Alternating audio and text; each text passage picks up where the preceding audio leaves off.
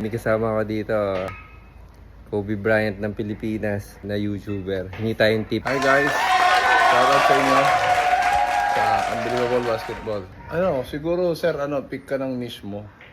Kung ano yung gagawin mo. Kasi kapag paiba-iba ka ng niche, ng ginagawa, yung mga subscriber na na-earn mo from this certain type of video, malulus sila kasi hindi naman yung interest nila. Yeah.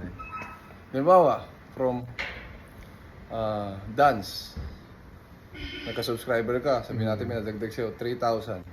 Bigla ka nag-upload ng gitara. So yung mga audience na nag-gain mo through dance, hindi sila manonood sa'yo kasi hindi naman gitara yung trip nila.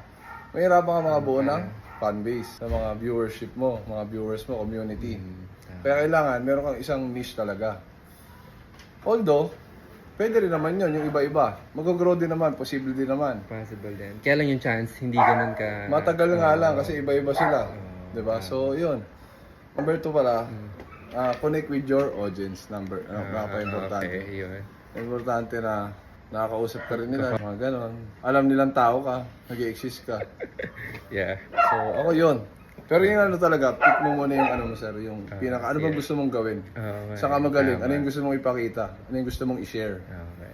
Kumbaga hindi ko pwede samahan ng mga travel vlogs eh. No? Parang, Pwede naman, pwede. Walang rules. Walang no? rules pagdating sa kung travel. Okay, ang punto ko lang, pumili ka ng... Okay.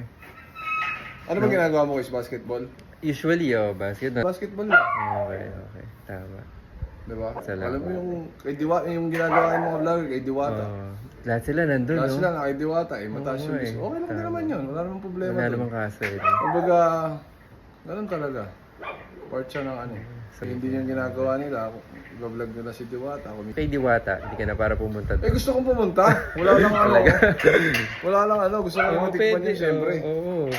Gusto kong gawin, sustainable sa akin to. Kaya ko itong gawin ng pamatagal. Then, pwede ka na. Yun ang piliin. Salamat, So, lang, guys. Shoutout sa inyo lahat. Thank you. Buhay kayo dyan. Yeah.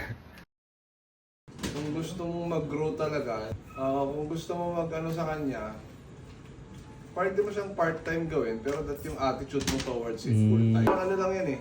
Kapag trinato mo siyang prinsesa, tato ka niyang hari. Kaya pag nilandi-landi mo lang, lalandi. Landi lang din babalik sa'yo. So, ganun lang rin siya. Try kong i-grow yung YouTube ko. Salamat sa Atipa. 41 na ako eh. Na-amaze ako sa mga yung generation nyo na inabutan kayo ng YouTube. Kasama ko lang to. Feeling ko talaga ikaw yung Kobe Bryant YouTuber ng Pilipinas. Wala na iba?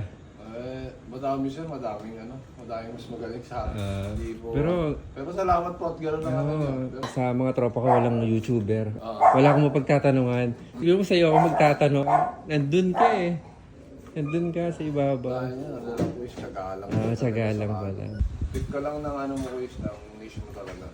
Lalo yan, yung 3,000 subscribers mong nakuha sa basketball, mag-upload ka ng non-related sa basketball. Wala na interest na doon, ganun siya eh. So kailangan lang attend talaga ako ng mga sports event. Ganun. Yan, maging active ka doon para sila.